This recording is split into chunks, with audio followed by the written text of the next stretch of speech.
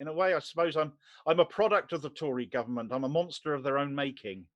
Um, but I'm far from alone, and there's a lot of people out there like me. And as a collective, you find that there's strength and an organisation. And within those groups, I became part of various Twitter campaigns, which trended nationally and even globally once or twice.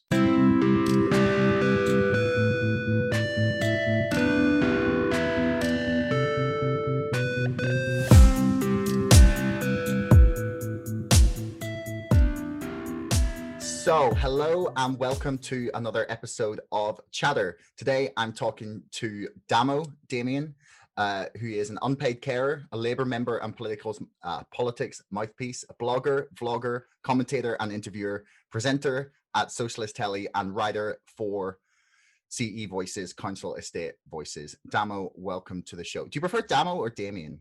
Well, Damien's fine, Damo, whichever. I've been Damo. called so much worse since I started doing what I'm doing. So, yeah, you can't. Damien's fine. Okay. Damo is just a persona. Damien is who I am, sort of thing. Yeah. Fair enough. I always had it as Damo, not Damo. In A my lot head. of people pronounce it that way as well. Each to their own, I suppose. But yeah, Damien is what it stands for, essentially. So. Yeah, I mean, I was talking to my friends about the interview a few days ago, and they were like, "Yeah, is that not like an Australian sounding nickname?" And I was like, "Is that what it's short for?" So we had quite a lot of speculation. And I got your email. It was Damien. I was like, "That's what it is." My mother came up with this. My parents called me what they called me, obviously, but they sort of had this idea in mind that to have a name that couldn't be shortened or abbreviated. And as soon as I started work, did my apprenticeship down the dockyard, they soon shortened it to that, and it's kind of stuck ever since. Okay, so before we get started with the questions, I have to plug two things. First of all, my book, Brexit, The Establishment Civil War, is now available to buy. You can get it on Amazon or bookshop.org or on Waterstones as well. It's basically a story about how social media is destroying politics. So if anyone is concerned about that, please check it out. The links are in the description below. And thanks to our sponsor, ExpressVPN. Right now, if you follow the link in the description below, you can get 35% off 12 months of ExpressVPN. So we're here to talk about Socialist Telly, about British politics, about the Labour Party. So why don't you just start by giving us like an idea of your first like memory of maybe not exactly politics, but when you realized like the power of politics in all of our lives. Yeah, a few years ago now, I was asked by the organisers of the World Transformed Festival if I'd talk about what they referred to as a political education. It was the theme that they were running with that year, and it did require a bit of thought, actually. And when it came down to it, I realised that it really does start when you're quite young. And for me, one of my earliest memories was hiding behind the sofa with my mum with the telly off because the milkman was knocking for his money and we didn't have it. It's not an uncommon memory, as it turns out, amongst people of my general age group. I interviewed the former MP Laura Smith and related this story to her. And one of her earliest memories was quite similar. In her case, it was the Provi woman coming knocking, but all the neighbours in solidarity would warn each other she was coming because they all owed her money. So they were all hiding from her.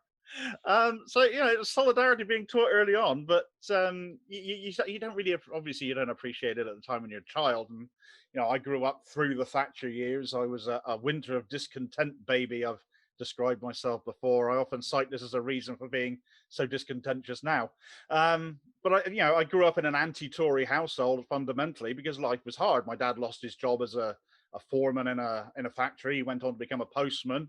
But we had it drummed into us to appreciate the little that we had. We were always fed. We had a roof over our heads. But growing up, getting married during the Blair years, having a family where 3 boys were all born with complex forms of cleft lip and palate, and my daughter was born with spina bifida.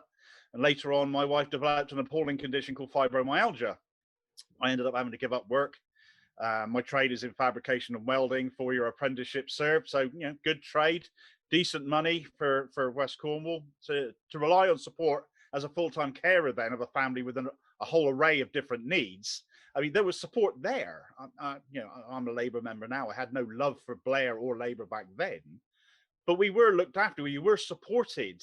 And once the Tories got back in, well, we soon find out, like so many families with long-term sick and disabled people in them, what it feels like to actually be persecuted effectively. And I suppose that's when I became politicized or radicalized. That's when I decided I need to do more than just take this on the chin. I need to speak out a bit. Mm. So it was around that sort of 2010, 2012 sort of era that you like just probably as Facebook and Twitter were becoming like a big part of politics, you would say is the time you became like really involved. Yeah, I mean, I certainly started with Facebook. I think that's generally the one that people start most of. But Twitter was the one that I soon developed a more of an affinity for. And it wasn't so much with any idea of campaigning or protesting or anything like that in mind to start with. I just, you're stuck within between four walls as a carer. You just need some sort of an outlet, and that social media became it. I was able to vent my frustrations, and Twitter was full of people like me venting their spleens, having their say, and sharing their experiences. And it felt good to share, good to talk, essentially. Words can only carry you so far, and I soon discovered that when it comes to Twitter, if you really want to get your stuff noticed, then a picture paints 1,000 words. And wanting other people to see my stuff, to interact with, to have more people to speak to, and the vast majority of the time, as I said, you're stuck at home. You don't have that human interaction. So although it was through a social media platform, it did offer that, and I found that beneficial. There was catharsis in it.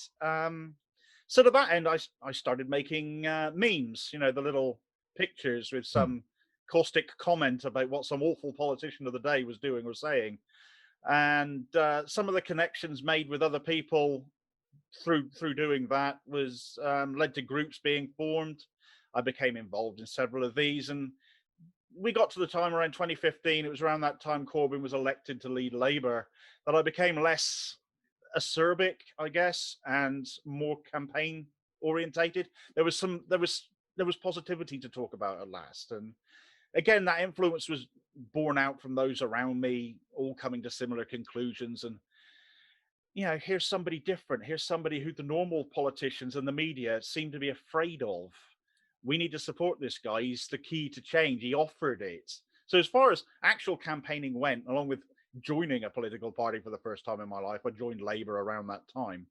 I even served for 3 years on my local CLP's executive as a disability officer. So campaigning eventually evolved from a need to express my frustrations at how the government of the day treated you.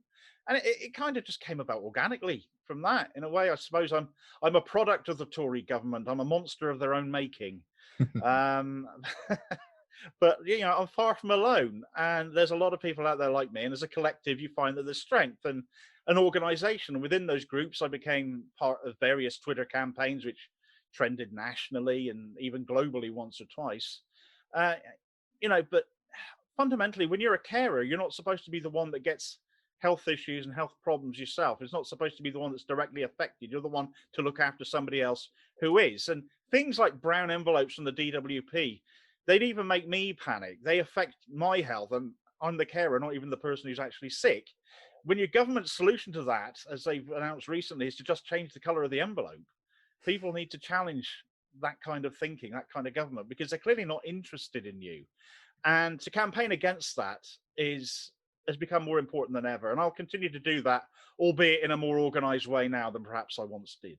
Now, there's a couple of things you said there that I'd really love to get into. I want to talk about your kind of use of memes, but there's stuff I want to get to on social media later on, so I'll kind of leave that for now. But you mentioned the kind of inadequacy of the welfare state to an extent there, and the kind of, I don't want to say bastardization of the DWP by the Tories, but I mean, I feel like that seems fairly appropriate given the way in which they've used its power to, commit a campaign of what a lot of people have called abuse against disabled and vulnerable people. But like one of the key themes of like your campaign and a lot of the Jeremy Corbyn's campaign and a lot of people in Momentum has been that the welfare state and the safety net that we now have is not adequate. It doesn't function as it's supposed to. It doesn't provide people security. It's not there to help people really. It's there to provide the very most basic of like, services, or if even that. Like, do you think there was ever a time when our welfare state was adequate, and when did that kind of go away, as in your understanding? It's never been generous, but it used to be that it was sufficient to get by on. As somebody who's been a carer since before the Tory regime, we now under came in, we were looked after. If you were disabled, then the then Labour government, for all that people may think of Blair and Brown, they at least treated you like a human being and entitled you to a civilized existence. Well, the only thing you had to worry about was the people that you actually care for.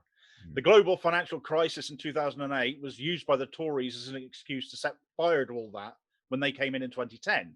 Austerity was the only way, they said. It's all Labour's fault, they said repeatedly, as if a global financial crisis could be caused by a British political party. But sadly, there were no narratives, no outlets like the things I'm involved in now to challenge the right-wing spin. Back then, families like mine, who were once supported, ended up being referred to as shirkers or skivers and became an early target for cuts.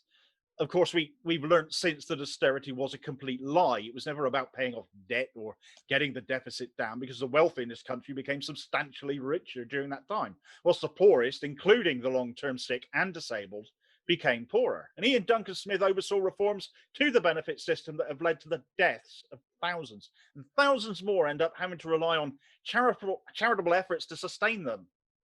I mean, the obvious example of that is the rise of food banks. It's often pointed to that food banks started under Labour by anybody who dares to label the blame at the Tories' doorstep about this. But they were actually started by the church originally to support asylum seekers who, despite the claims of the right-wing papers at the time, were not entitled to benefits the moment they arrived. These places were never intended to be used by the British public, by UK citizens, yet here we are today with even people in work now having to use them. This is a Tory inflicted crisis, and life hasn't just become harder for those reliant on social security, let's call it what it is after all, but it's a safety net that the Tories have made bigger and bigger holes in, so more people fall through it.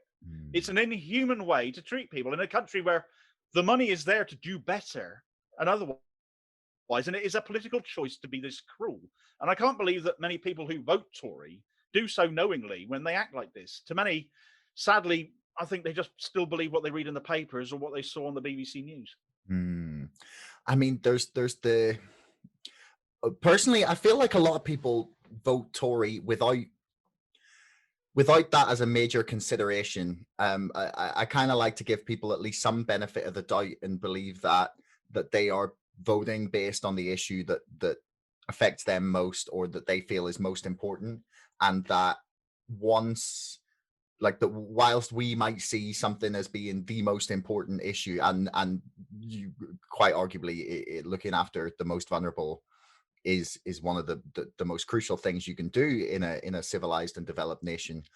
I feel like there's it's this I don't want to call it the fake culture war, but like we kind of seem to be in this position where people on the right and the left will become stirred up over really fringe, tiny little things, instead of looking at these big picture issues about like how we treat the vulnerable and out of work and disabled, and instead we're caught up talking about free speech on campus that isn't under threat and probably won't be. Do you get what I mean? Well, sure, everybody votes for a different party based on different policies that are being put forward. There's different reasonings for it. But when it comes to the Conservatives, let's look at their previous manifestos. They have not kept to the pledges that they've made to the British public or whatsoever.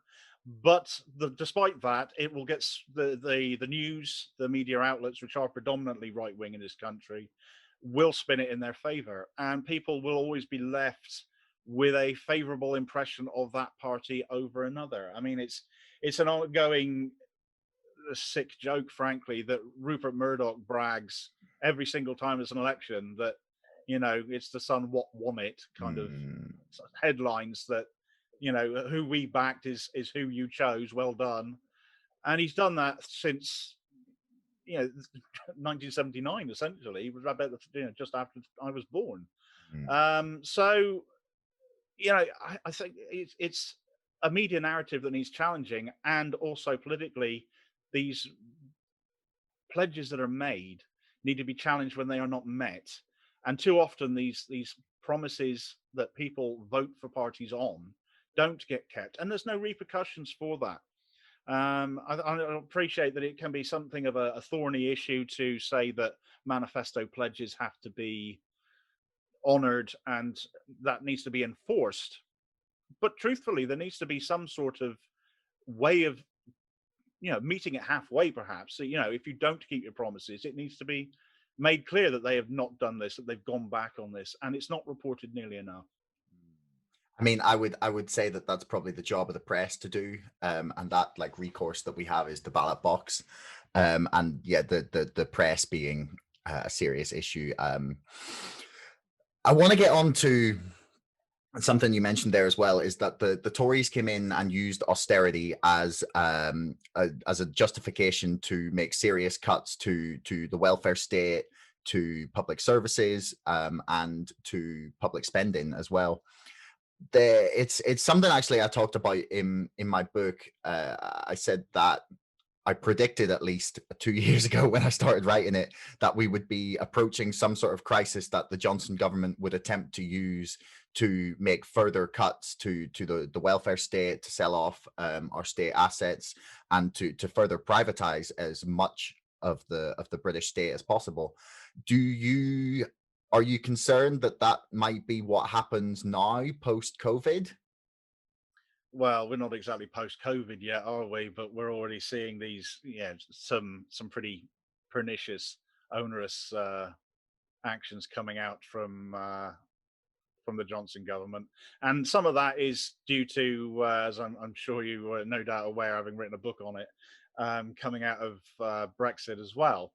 Um, yeah, we have just recently seen the protests that we've had in Bristol and also Clapham Common, and they've had these the legislation that they wanted to pass to do away with protests, for example, and assault on our civil rights, and assault on freedom of speech and freedom of expression, and that absolutely has to be stood against and called out. And certainly, I've been doing that through my social media, and it's a subject that's come up numerous times on socialist telly as well.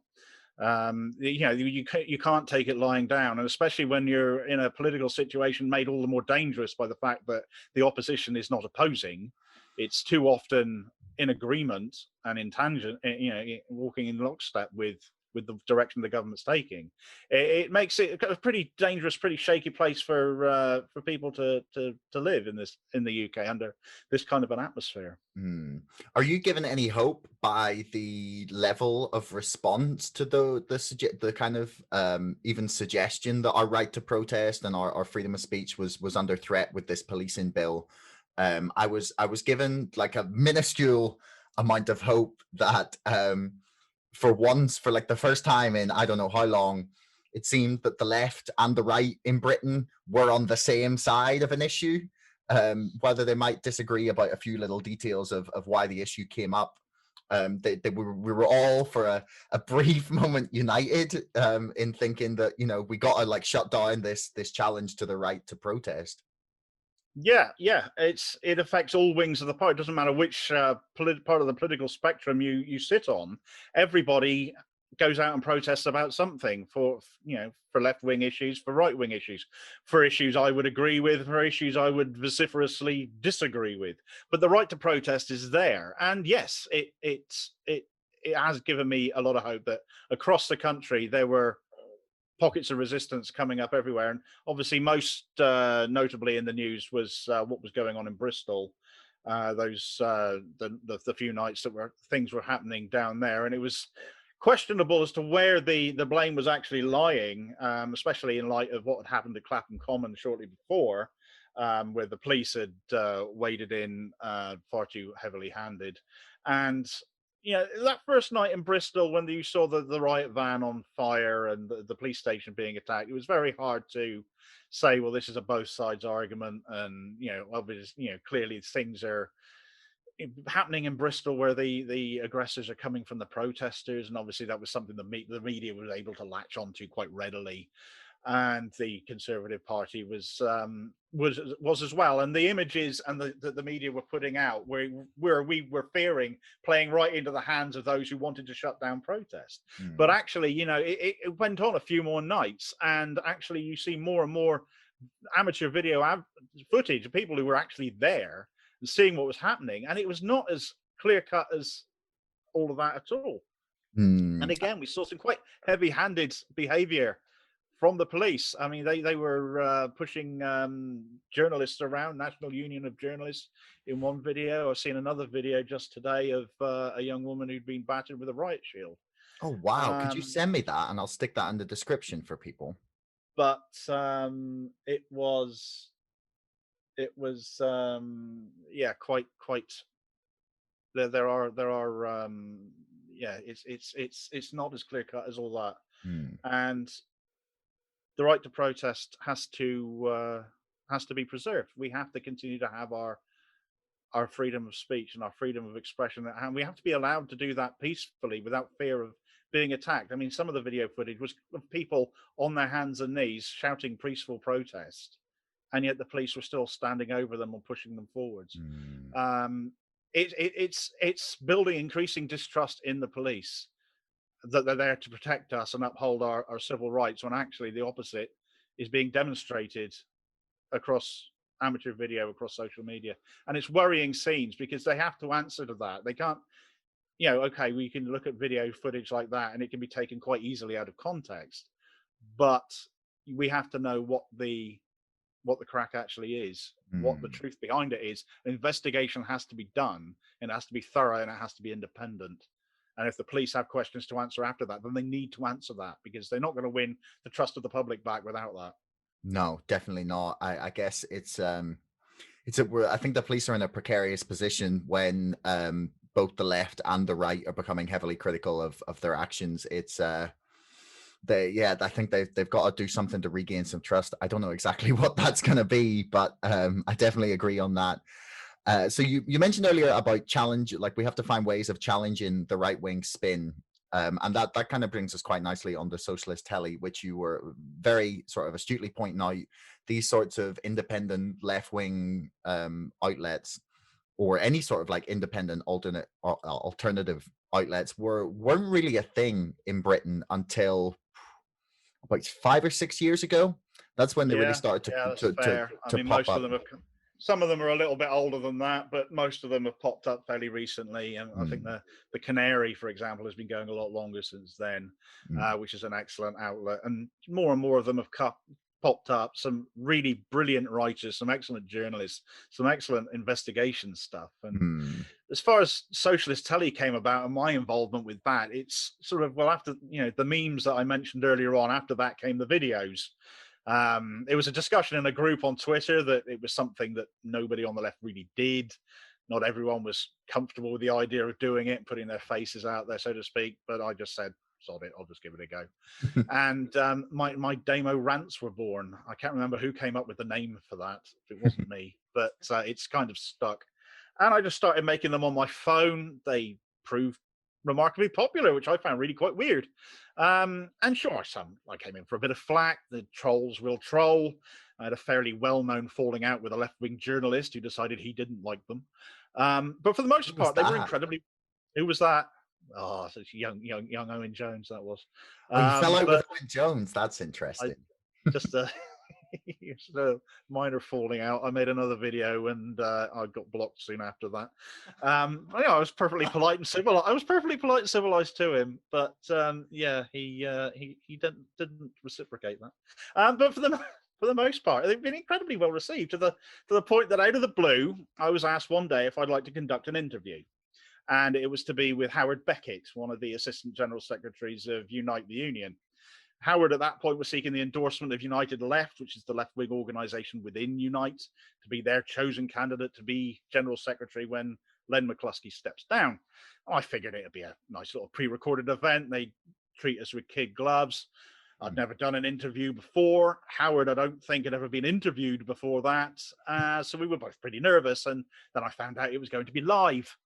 But we did it. We had great fun. And that led eventually to my involvement in Socialist Telly, where I've continued to do interviews with people from Labour MPs to trade unionists to organisations representing groups of people that are not talked about enough, which is the ones I like doing the most, essentially, because they deserve to have that platform.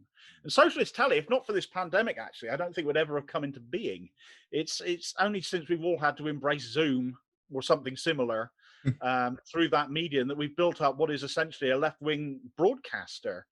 It's more than just a single outlet. It's an assembly of outlets. Aside from myself and my show, which goes out on a Sunday night, we've got shows going out every day of the week now, practically, on all manner of subjects. Some brilliant co-hosts, from Squawk Box's Steve Walker to former Labour PPC such as Bonnie Craven and Jennifer Forbes. Labour Black Socialists have a weekly show. Educate, Agitate, Organise have a weekly show.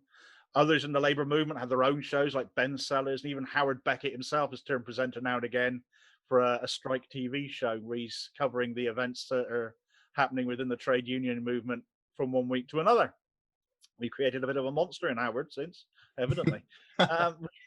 We've got more shows coming soon, and that's not forgetting, of course, that we all get together once a week to go on one show together to go over the week's news and talk over the stories that the mainstream either miss or spin out of context.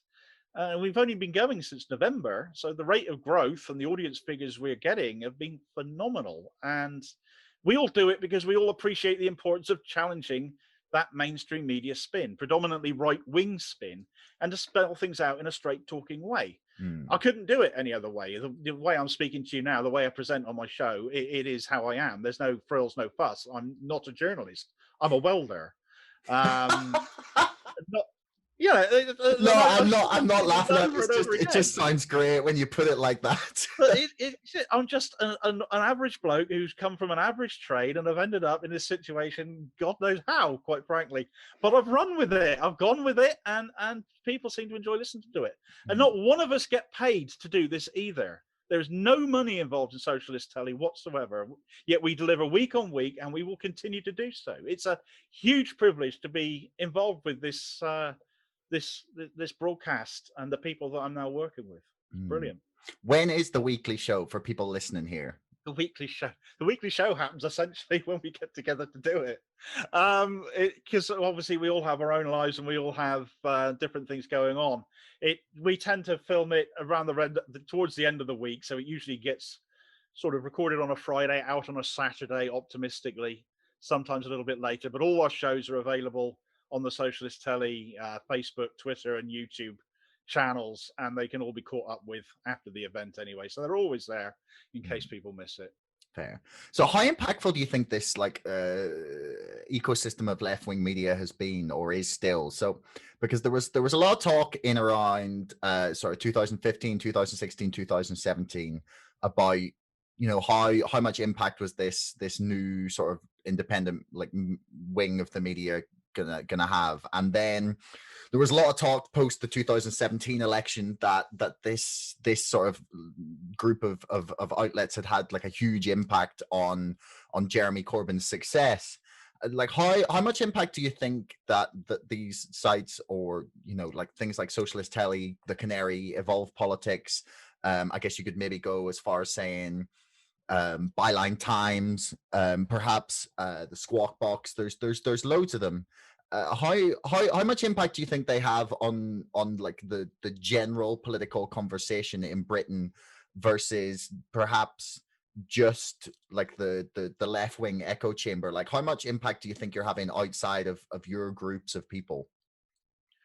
It's funny. The one thing I'll say on that first, before I talk about the outlets themselves, is about the influence that Twitter itself has on that discourse.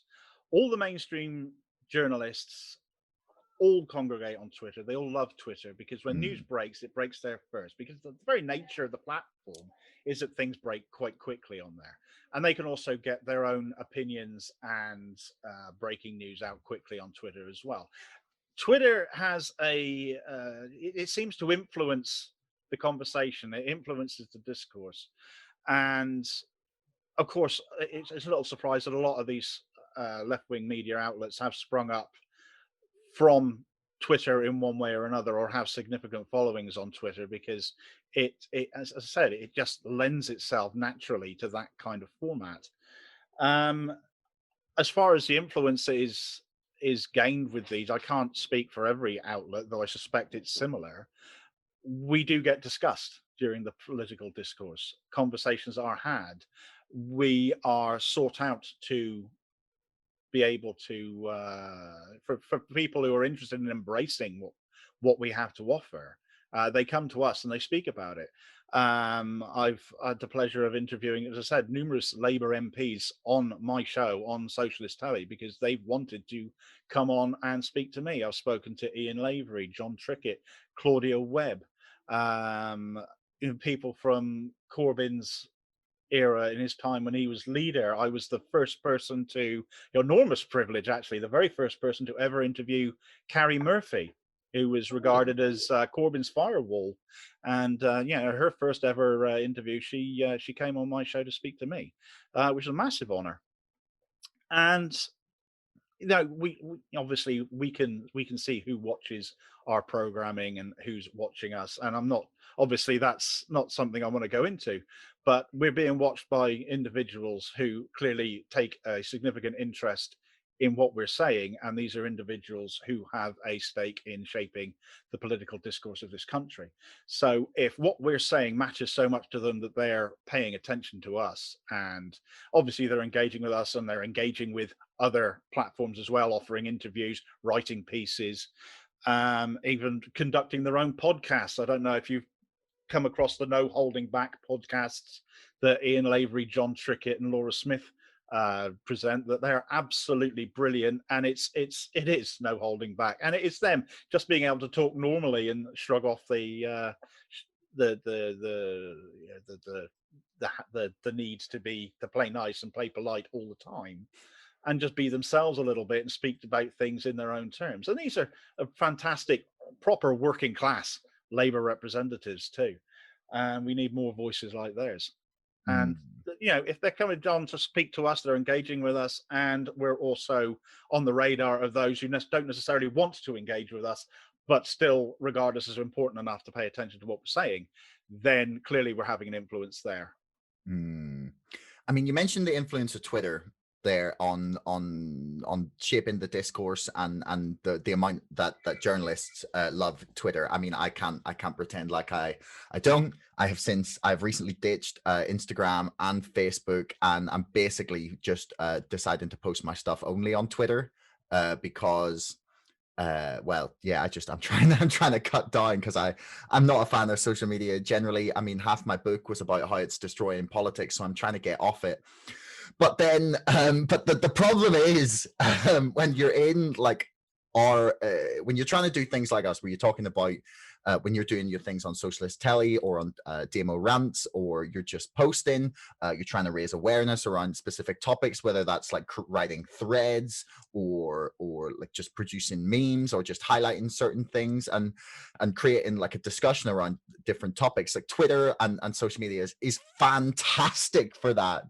But at the same time, I feel it's having this horrendously detrimental effect on polarization and on our ability to deal in nuance and just talk to each other across like political ideas. Do you think on the whole, like social media has been like a boon for the left, or do you think the polarization that's come because of it has kind of almost made things more difficult for a true like socialist government to get into power in Britain? There is certainly very good things about social media. There are very bad things about social media. You get no argument from me on that. But as far as political discourse and the influence of the left, social media has been a very useful tool. Politics for so long was the preserve of people who happen to come from a fairly privileged position. Even so much within the Labour Party, it's become less and less over the years the party of ordinary working people, working classes. I mentioned John Trickett earlier, the former brickie, Ian Lavery, the former miner. There's very few of them in the Labour Party anymore, and the people that have come in from university, have predominantly come from a background that most of us do not have. So social media has allowed people, like me, I suppose, and others, to have a say and have an influence and be heard and build a platform. Yeah, we got to work at it. Yeah, we've had to build that platform up. People don't just follow people for the fun of it. You've got to be saying something and doing something that people think are interesting, and you've got to pick that up. But once they have, you can get run with it, and then you can certainly influence my thinking. Of course, when in a normal context of social media and just making posts, they are just snapshots. They are just your opinion from one moment to another. There's no discussion as such when you come to Twitter. I mean, you can state a list of facts in a thread, like you said. You can make a comment in the form of a meme. One of my videos, which have to be because of Twitter's restrictions, you can't be any longer than 2 minutes and 20 seconds. You can only get so much into that sort of time frame. So having a platform more akin to a media, more of a conventional media sense, like Socialist Tally, like my show, which my interviews, which get put through Periscope, through onto Twitter, and obviously Facebook and YouTube as well, and they can go on for about an hour. Try not to go longer than that, but they can you can get a lot in that sort of a time frame, in that space of time. You can get a lot said, and that becomes a lot more influential. And you've got Council of State Media, which I also write articles for as a blogger, and other fantastic contributors on that as well.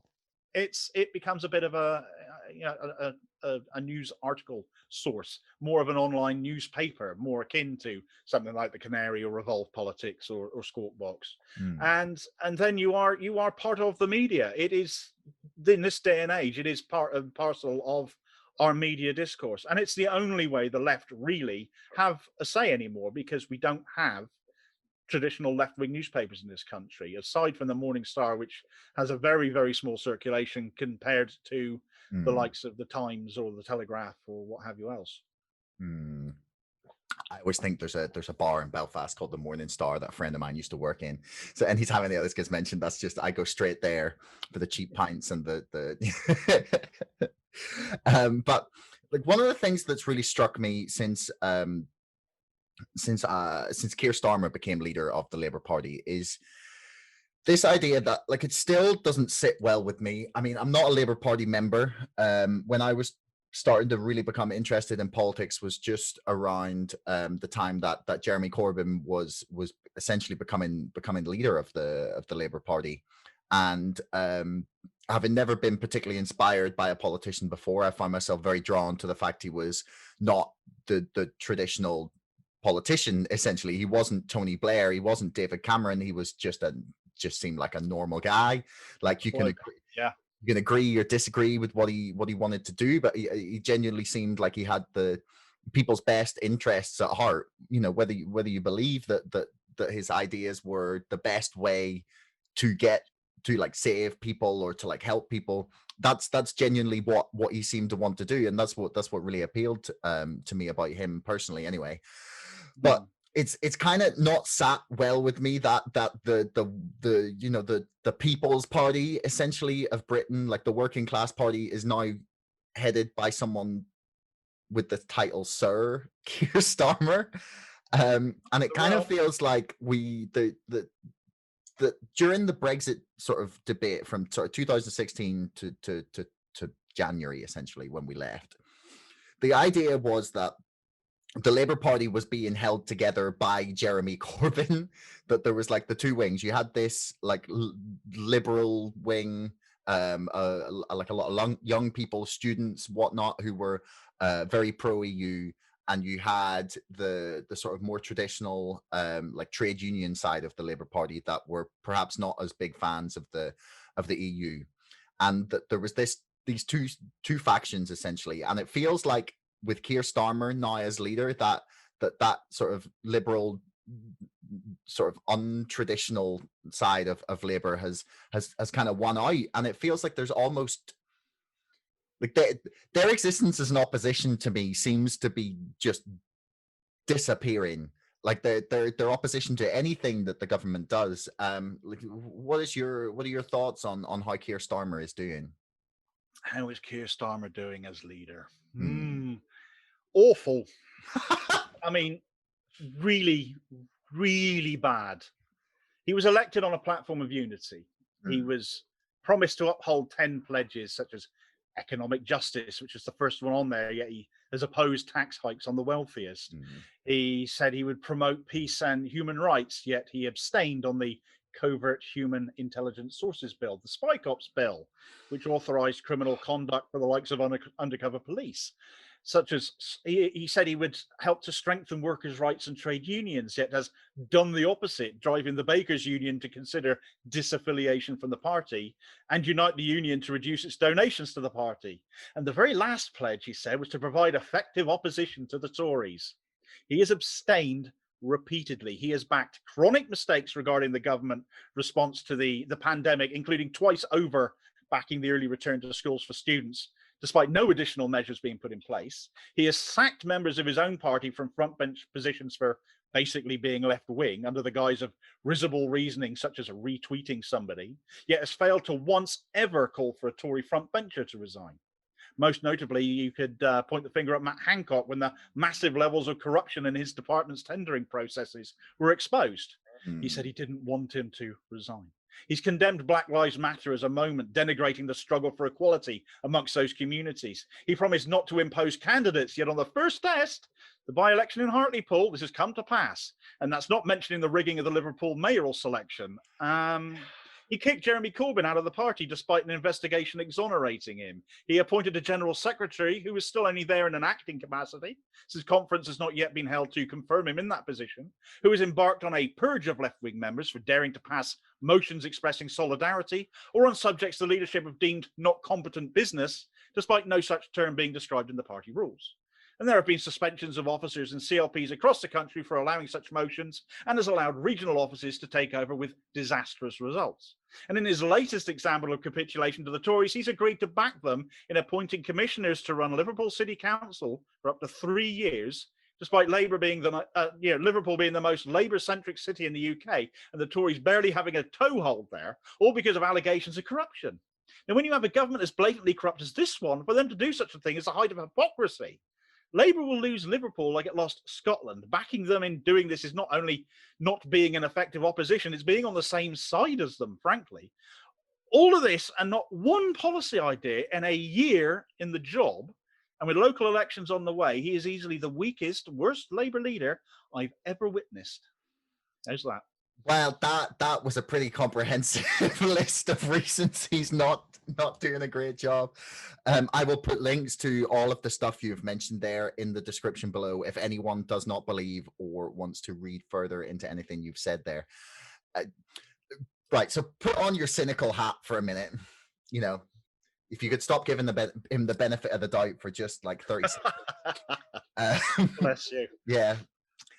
Why is he doing this? Why has he just abandoned his promises? Why is he seemingly like kicking dirt in the face of half the party, most of whom are the activists who will theoretically go out or not, perhaps, given what he's done, and campaign for him on the doorstep? He's kicking mud in the faces of Momentum and everything they stand for, like the people who have been credited not just by the left but by a lot of very serious political commentators and analysts as the reason that Jeremy Corbyn did so well in getting such a high percentage of the vote, regardless of the smear campaigns being run against him.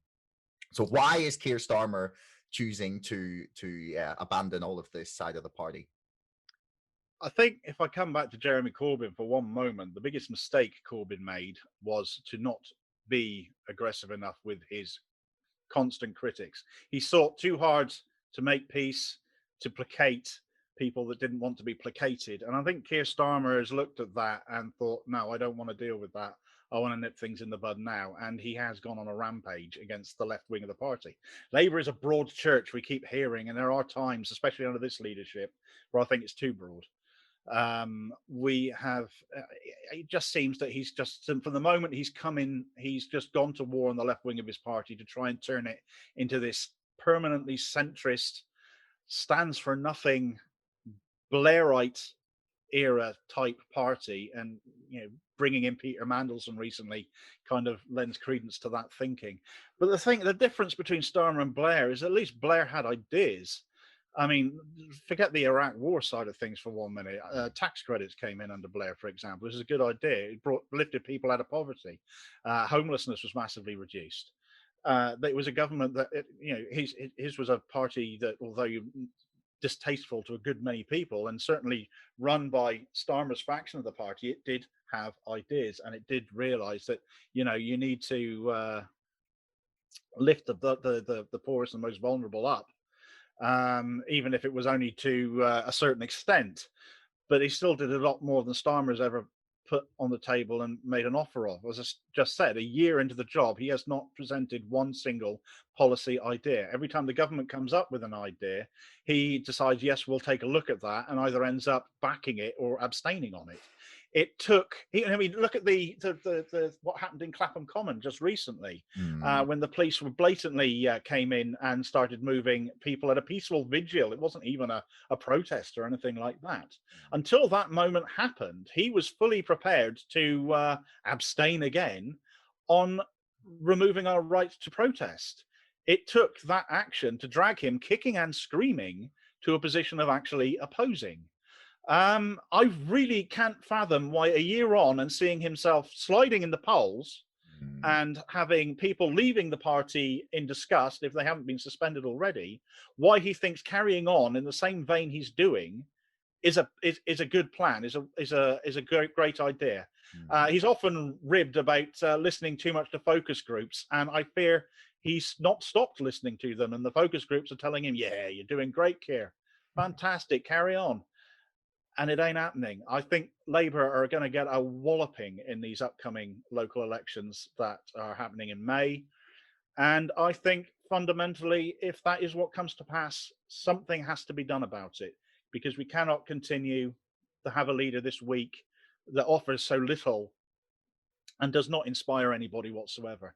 And I think it's probably going to be his own faction, the right wingers of the party, that realise that they're the ones that are going to have to act. I think they're going to see, they want power too. They want to be in government. They want to be running the party and running the country. That's not going to happen with a leader who continues to slide in the polls and does not bring people to the table. And so much so is he upsetting people that, and Labour effectively are abandoning so many communities, or people are certainly feeling that they're no longer being represented by Labour, that you're seeing parties filling the niche. You've recently got the Northern Independence Party, the Nippers, have popped up that are going to, they're playing the will they or won't they game at the moment with standing a candidate in Hartlepool. And if you haven't been following them on Twitter or keeping an eye on those guys on Twitter, they have ideas. They want to make their presence felt. And frankly, the longer the Labour continue to not make their presence felt, not offer anything, they're going to gain traction. I mean, I really, really, really hope that the Northern Independence Party leader is called the King in the North. Well, the hashtag Free the North has been going around quite a lot, but if he ends up being called Rob Stark, then I will not. I literally will. I mean, I would consider voting for Rob Stark. He was trying to take down that Southern elite. That. Yeah. The parallels are there. The parallels are there. So, do you see the possibility of the Labour Party splitting? Because there has been talk of this for quite a while, like a number of years. And they're having similar talks in America on both sides of the aisle, actually, over there, in terms of the Republican Party splitting and the Democratic Party splitting. Do you see that as a possibility in the UK? like in the near future, that we would get another party that will either split off from Labour or subsume a large portion of its vote?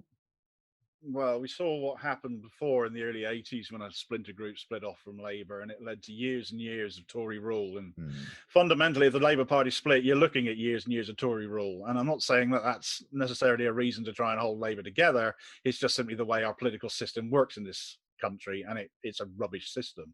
But that's another argument. A party that's so far to the right now that they're trying to ban our protest, and a Labour leader meekly saying nothing about it, is not bringing the party together. It's splitting it. And the only people that are particularly happy with Labour are those who cannot, right now, under Kier Starmer's rule, they're going to be those people who aren't quite right-wing enough to want to vote for the Tories, or have some semblance of a conscience and can't in good conscience back them. But this sort of Tory light Labour that we've got again is will appeal to those, but it will drive away everybody else. And as I said, Kier Starmer is causing such division when he promised unity that any split that happens is going to be down to him. No Labour leader worth his salt, like I said, should have to be dragged kicking and screaming to oppose the Tories. But here we are once more with people saying there's little between the two parties. And that's not to say the entire Parliamentary Labour Party are bad. There are some brilliant examples of how great Labour can be. Outspoken critics of the party leadership, like the No Holding Back team that I mentioned earlier, Ian Lavery and John Trickett. The Right to Food campaign, which has been spreading across the country, which has been spearheaded by the Liverpool MP Ian Byrne. Great upcoming younger members of the party that are in Parliament, like Bel Ribeiro Addy or Zara Sultana or Afsana Begum, and there's more, but they are sadly in a massive minority. And we had a chance with Corbyn to set Labour on a better direction, and the party machine sabotaged that from within. It's very hard to see Labour ever getting back to that point. And I say that as a member, still hanging in there by my fingertips. The abandonment of important issues and the people the party is supposed to represent has allowed others to fill that void, like that Northern Independence Party. And, those elements of the party who are worth their salt need to act more, in my opinion. I think the left-wingers, the socialist campaign group of Labour MPs, are too quiet. And, as I said, I'm expecting the right wing of the party to bring the knives out for Kier Starmer when he fails in May. But it would be so much better if it was the socialist campaign group speaking out, and come May, come the local elections, if we have a fall, that they speak out first, they act first, and say he's got to go. Because the damage is just being done over and over. And do you think that's like a really realistic possibility? Like he's been it. Do you see that as a really realistic possibility? Because he has only been in power for a year. I mean, I'm skeptical that they would be happy to ditch him that quickly. But I mean, maybe you feel differently. I think the damage he's done has been on such a huge scale and in such a small amount of time. It's crazy how quickly he just came for the left, and the decisions that he's made to suspend and purge and appointing a general secretary who's basically acted of his own volition, without any semblance of being reined in at all, with an NEC election that we had there where they changed the way they count the ballots, so they got more right wingers onto the NEC, and that's made the NEC largely more and more powerless. From my perspective, in being able to hold Starmer to account. It just seems like he's on a hiding to nowhere. And as much as I don't like to point at polls repeatedly to say that, you can see that they're slipping in the polls, and, 13 points behind in a recent poll in Survation poll, I think it was. When you're that far behind, this government, after the way they've screwed up and mismanaged the COVID crisis, should be telling the leadership something, that they are so far off the mark. They're so far away from the public mood, not just Labour members or left-wing moods. It's so far away from the moods of the general public that they're still prepared to back the Conservatives, to back Johnson after all the damage he's done, because they just see nothing in Starmer. One of the biggest problems Starmer has got, and it's something that gets raised about him time and again, is that nobody knows what he stands for. The general public is saying that, but so are Labour members. Mm. I mean, it's definitely something that I've seen talked about. I've seen everything accusing him from being just a Tory in red to being. I've seen the articles from like the Express and stuff accusing him of being a hardcore Marxist, and which I always laugh at. It's amazing. I'm like, look, man, I know Because some quite hardcore ironic, some of Marxists. these papers are. Yeah, I know some hardcore Marxists. Like Kier Starmer is not one of them. No, no. Uh, so there's one kind of final thing I'm curious to pick your brain on.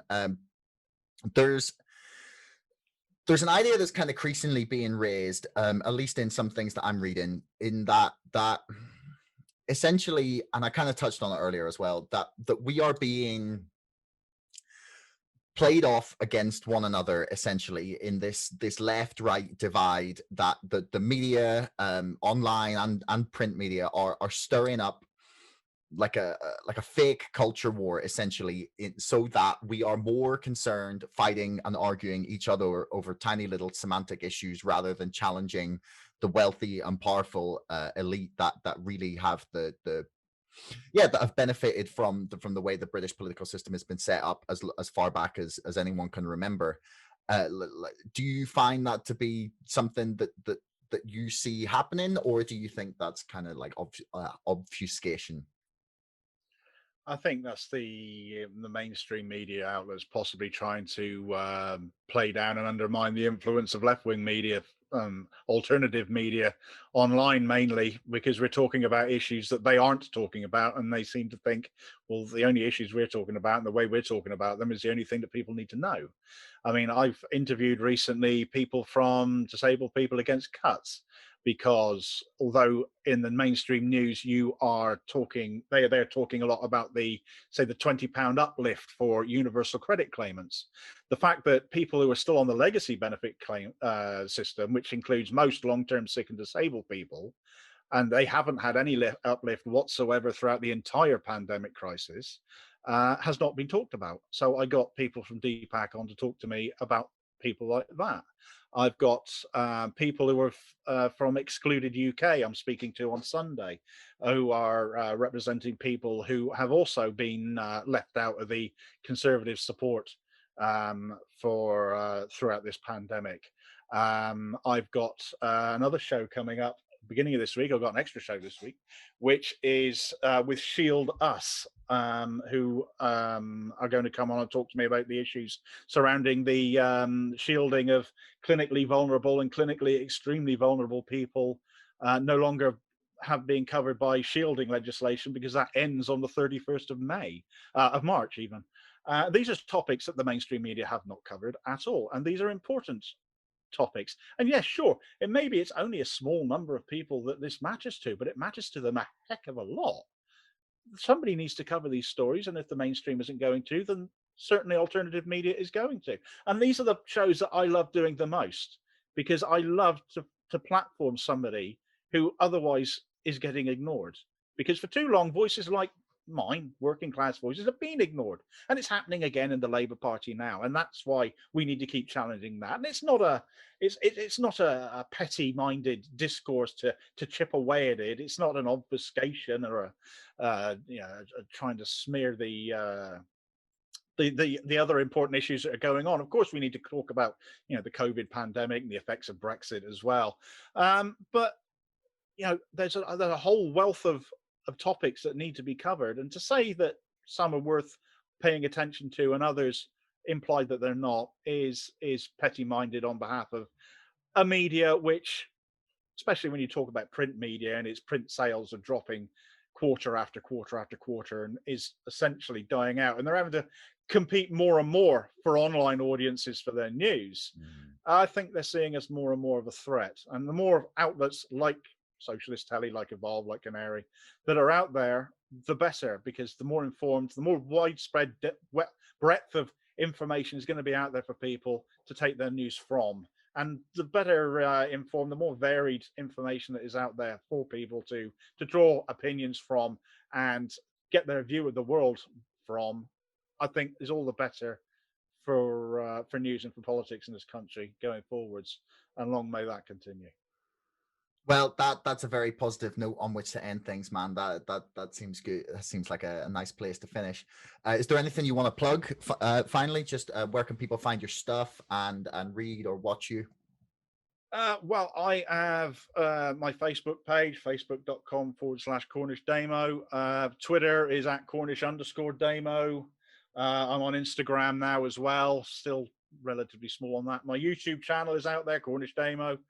And I'm currently running a Patreon as well, patreon.com/Cornish_Damo, because frankly, as I said, there's no money in socialist telly. The only income that any of us get, either so those of us that are able to work obviously work, but for those of us like me, unpaid carer, it's the only income that I generate from what I do. So the more support I get for that, the more programming I can obviously produce, and I'm sure you can relate to that with your show as well on the Gist. And please absolutely tune into Socialist Telly. There's many more hosts as well. We cover a whole wealth of subject matter. There's a show on every single day. Tune into Socialist Telly on Facebook, at Socialist Telly on Twitter, and Socialist Telly on YouTube as well. And no doubt we'll be coming to more platforms that way at some point in the future. Okay, fantastic. Thanks for having me on the Gist. It's been lovely to be on the other side of the fence for a change. Yeah, no problem, man. I'll stick all the links for that stuff in the description below as well if people want to check it out. But yeah, man, thanks very much. Pleasure. Thanks so much for listening. If you enjoyed the show, please subscribe, follow me on Twitter, or sign up to our mailing list. Thanks a lot to our sponsor, ExpressVPN, the #1 most trusted VPN. Get lightning fast connectivity with servers in 160 locations across 94 countries. Keep your browsing privacy safe with ExpressVPN and get a 35% discount on 12 months of ExpressVPN when you follow the link in the description below. Don't forget my book is now out and available to order on Amazon and on bookshop.org. That's Brexit, the Establishment Civil War. And most importantly, thanks for listening. We'll see you next time.